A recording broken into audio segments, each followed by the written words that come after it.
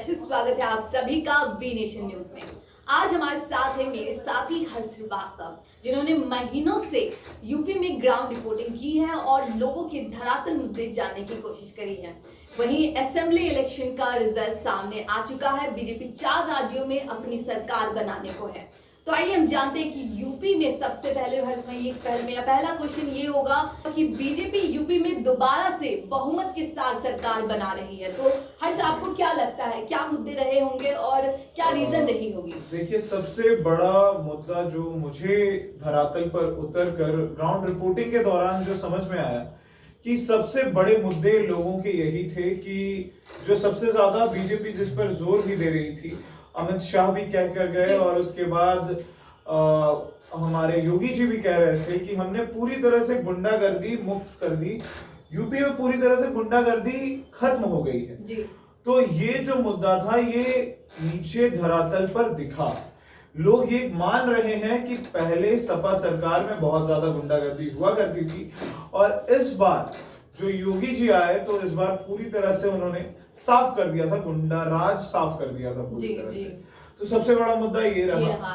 और उसके बाद दूसरा एक मुद्दा मुझे जो समझ में आया कि अभी कोरोना काल में जब 5 किलो राशन बंटवाने की बात जो की थी बीजेपी ने, और वो किया भी, तो उस वजह से बहुत सारे जो गरीब तबके के वोटर्स हैं, जो मतलब कहीं ना कहीं बीजेपी ने आम जनता को ही टारगेट किया था। बिल्कुल, जो उनकी परेशानियां, बिल्कुल जो श्रमिक हैं जिनके पास आवास नहीं था, आवास योजना के तहत उनको आवास मिला, तो जिनको कुछ मिला है वो फिर बीजेपी को छोड़ नहीं रही जी।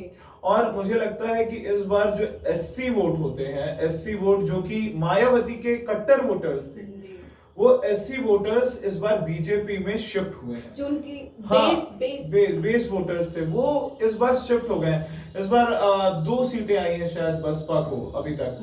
तो वही चीज है कि बसपा जो कि बहुत बड़ी पार्टी रही है यूपी में, और इस बार अचानक से इतने कम सीटों के साथ आ रही है, तो इसके पीछे यही मुद्दा रहा है कि बसपा इस बार उतरी भी नहीं मैदान में बहुत ज्यादा प्रचार के लिए। मायावती दिखी भी नहीं कहीं, और जैसा सच में दिख रहा है 2 सीटें हैं, 1 सीट है, मात्र 1 सीट है। तो वही चीज है कि 1 सीट लेकर आई है। तो वही जो बीजेपी जो बसपा के मेन वोटर्स, कोर वोटर्स थे, वो इस बार बीजेपी में शिफ्ट हुए हैं, क्योंकि जो छोटे लोग होते हैं, जो गरीब लोग होते हैं, उनको कुछ चीजें मिल जाती हैं, तो जिनसे उन्हें मिल जाती है वो उनके हो जाते हैं। और वही चीज इस बार बीजेपी ने उनको टारगेट किया और वो उनके हो गए। वही मैं आपको बताऊं, एक तरफ में चलते हैं थोड़ा सा आंकड़ों की तरफ, तो यूपी में 273 सीटों से बीजेपी आगे चल रही है, यूके में 48 सीटों से, और गोवा में 40 और मणिपुर में 31 सीटों से। वहीं पंजाब में आम आदमी पार्टी आगे है पूरे 92 सीटों से। चलिए, अगला सवाल मेरा ये होगा कि क्या लगता है कि लोगों ने योगी मोदी की फेस देख करके योगी मोदी की चलिए आगे बढ़ते हैं। आपको क्या लगता है, लोगों ने योगी मोदी की चेहरे देख करके उनको वोट दी है या कि वहां के प्रत्याशियों को लेकर के देख करके उनके काम को देख करके? ये जो मोदी फैक्टर रहा है ना, ये शुरू से रहा है। ये हमें लगता है कि ऑफ शैडो हो जाएंगे मोदी जी कुछ समय के बाद, लेकिन ऐसा होता नहीं है। फिर से इस बार योगी मोदी मोदी मोदी। जब मैं काशी में था, मैं बता रहा हूं आपको, काशी से जब रिपोर्टिंग कर रहा था, उस वक्त कुछ बड़े विधायक ऐसे हैं जिनका बहुत ज्यादा विरोध था। अगर मैं नाम लूं तो नीलकंठ जो है, नीलकंठ जी, उनका बहुत ज्यादा, जो पश्चिमी से लड़ते हैं, नीलकंठ तिवारी, उनका बहुत ज्यादा विरोध दिख रहा था। और वहां पर जो सपा के कैंडिडेट हैं किशन दीक्षित, उनके लिए बहुत प्यार उमड़ रहे थे लोगों में, लेकिन फिर भी बीजेपी वहां से जीत गई। इसलिए क्योंकि वहां के लोग ये कह रहे थे, क्योंकि नीलकंठ से हमें थोड़ी सी, हम खफा है नीलकंठ तिवारी से, लेकिन हम योगी जी और मोदी जी को देखकर वोट दे रहे हैं। ये मोदी जी का संसदीय क्षेत्र रहा है और मोदी जी ने जितना काम करवा दिया उतना काम कोई नहीं करवा पाया है, ना कोई करवा पाएगा।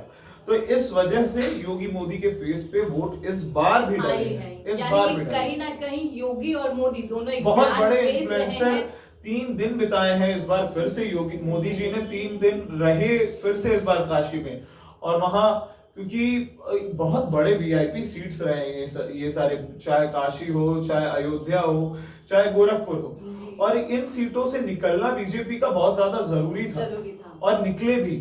यही मुद्दे हैं, क्योंकि और एक हिंदुत्व का मुद्दा जो ये फ्रंट फुट पे तो लेकर नहीं चलते हैं, लेकिन बैक फुट पे ये हमेशा एक हिंदुत्व के मुद्दे को लेकर चलते हैं, और वो मुद्दा हमेशा इनके काम आता है। तो कहीं ना कहीं योगी और मोदी दोनों एक ब्रांड फेस रहे हैं बीजेपी के लिए। बिल्कुल जी। तो अगला क्वेश्चन मैं ये पूछना चाहूंगी हरजीत, तो अखिलेश यादव की क्या लगता है, अखिलेश यादव का फ्यूचर क्या होगा और किस तरह से क्या लगता है उनकी सरकारें आगे आएंगी? या देखिए एक चीज मैं बताऊं कि यूपी की राजनीति थोड़ी सी अटपटी, मुझे जितना मैं समझ पाया हूं, बसपा पिछले बार 19 सीटों पे थे शायद, इस बार 1 सीट पे है। तो किस तरह से बसपा का सफाया हो गया, कांग्रेस 2 सीटों पे है, कांग्रेस का सफाया हो गया। और हमेशा से ऐसा होता आया है कि जब कोई पार्टी 2-3 बार अगर अपनी सरकार नहीं बना पाई है तो वो फिर साफ हो जाती है, और मुझे लगता है यही होगा अखिलेश यादव के साथ, क्योंकि इस बार का जो समीकरण बैठ रहा था, क्योंकि बीजेपी के जो कोर वोटर्स थे वो तो थे ही, लेकिन सपा के जो कोर वोटर्स थे, चाहे वो यादव बेल्ट हो चाहे वो मुस्लिम बेल्ट हो, यादव मुस्लिम्स इस बार एक तरफा वोट किया है यादवों और मुस्लिमों ने सपा को, और शिफ्ट किया, मतलब पूरी तरह से शिफ्ट किया खुद को।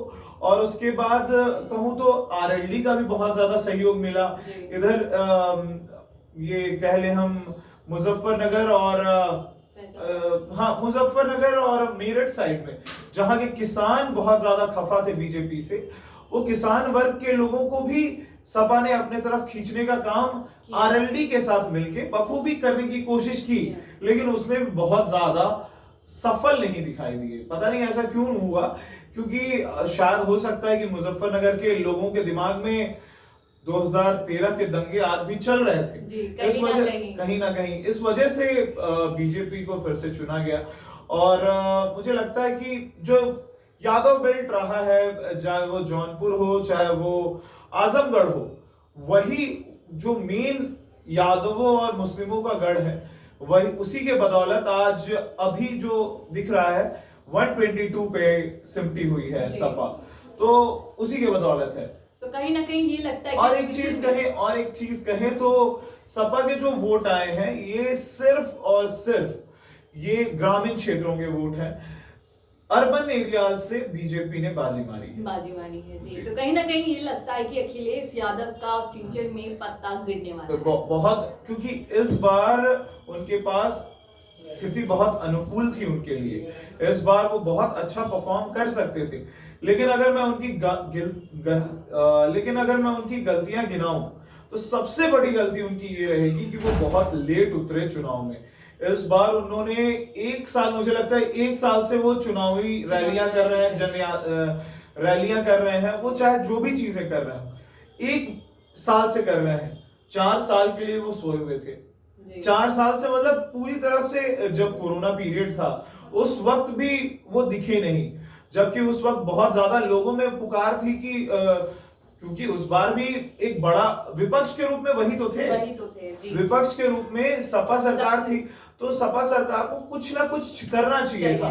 जब कोरोना पीरियड चल रहा था उस वक्त भी अगर सपा सरकार सामने आती, एक चीज मैं कहना चाहूंगा कि बीजेपी जो केंद्र में बीजेपी है, लेकिन फिर भी अपनी राहुल गांधी जो है वो विपक्ष की भूमिका बखूबी निभाते हैं। हम हमेशा से जब भी कोई बीजेपी गलत काम या कुछ भी तो थोड़ी सी ऑफ ट्रैक जाती है तो वो कुछ ना कुछ भाषण देते हो, चाहे उनको जैसे भी ट्रीट किया जाता हो उस चीज को कवर करने के लिए, लेकिन वो हमेशा अपनी जो भूमिका है वो भूमिका निभाते रहे हैं। वही चीज विपक्ष की जो भूमिका थी वो 4 सालों तक लैक रही यूपी में अखिलेश यादव की तरफ से। अच्छा हर्ष, आपने ग्राउंड रिपोर्टिंग की है, लोगों से बातचीत करी, तो आपको क्या लगता है कि लोगों को योगी के काम पसंद आए हैं? क्या उस बेसिस पे उन्होंने उनको वोट दिया है या फिर एक ब्रांड वैल्यू के नाम? देखिए योगी के काम से सच बताऊं तो इस बार की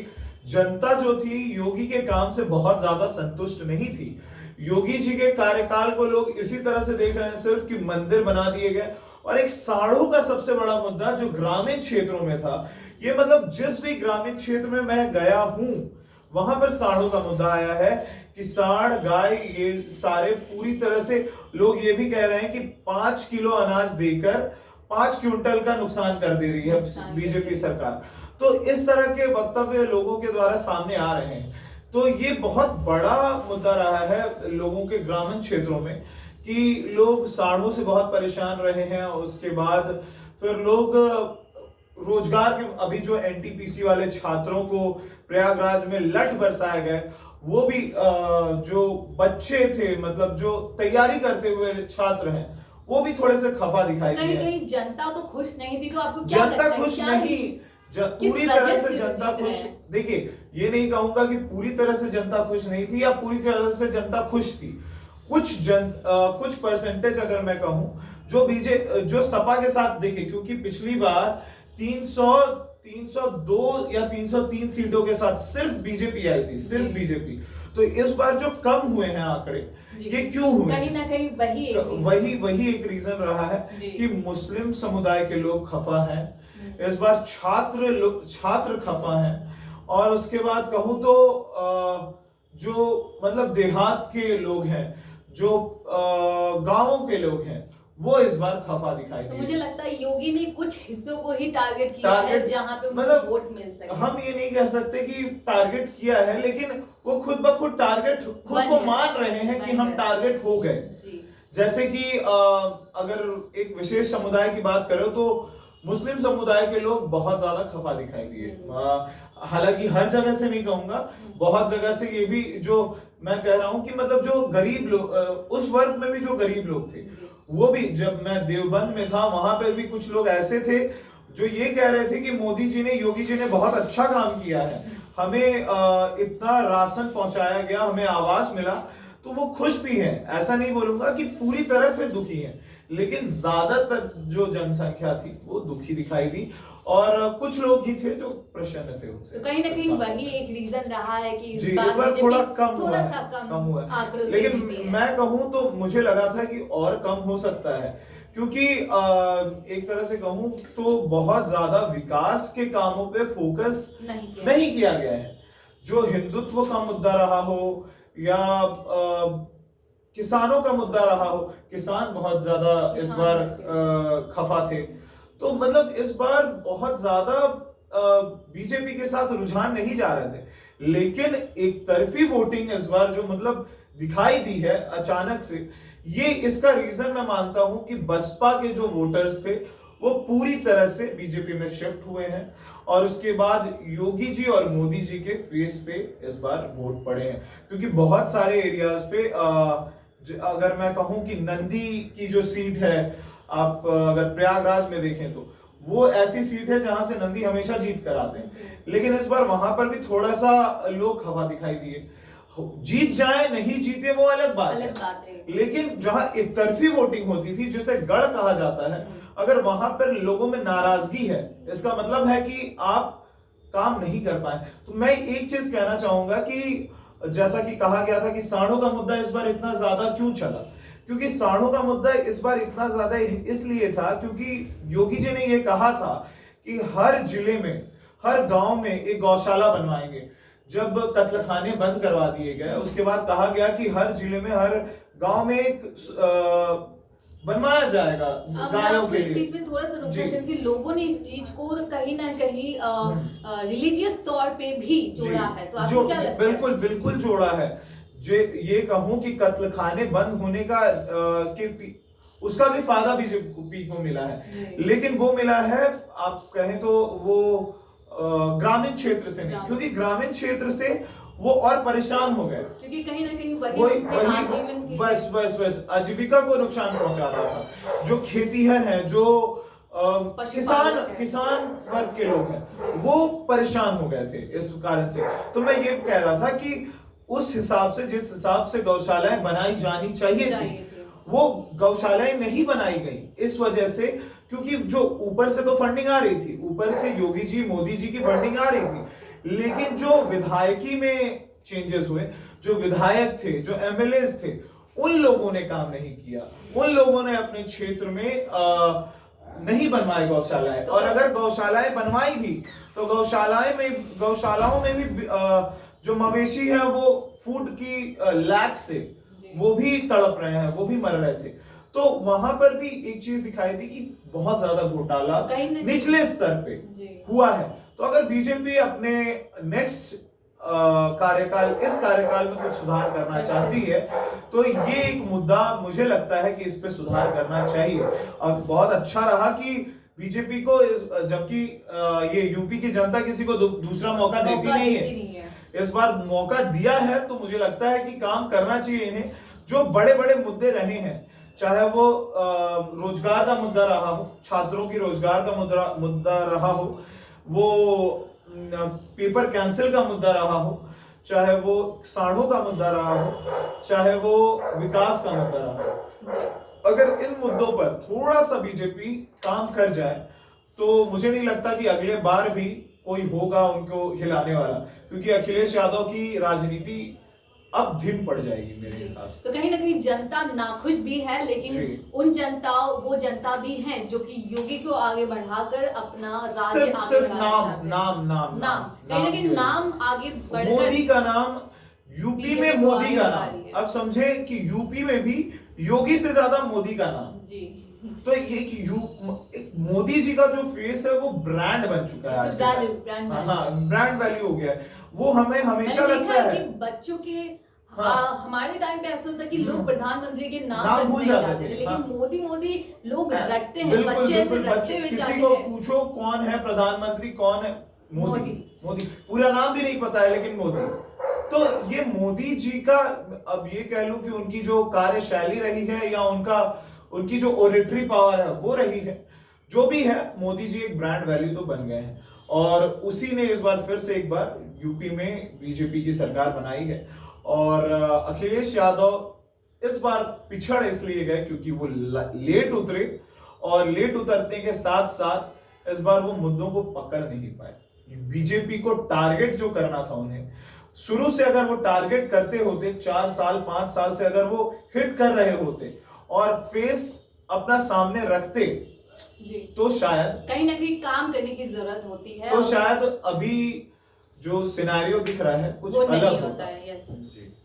तो समीकरण करते हुए मैं ये कहना चाहूंगी कि मुझे ये लगता है कि बीजेपी आज आगे चल रही है उन जनताओं की वजह से जिन्हें लगता है कि बीजेपी ने सरकार के तौर पे काम किया है यूपी में, और कहीं ना कहीं वो आगे भी करेगी, और उनसे भरोसा जताया है, लोगों पे कहीं ना कहीं एक भरोसा बन रहा है। तो इस बातचीत को यही विराम देते हुए मैं ये कहना चाहूंगी कि कहीं ना कहीं यूपी की सरकार ने कुछ ना कुछ किया है जिससे आम जनता का प्यार सामने दिख रहा है और सरकार उनकी बनती हुई दिख रही है।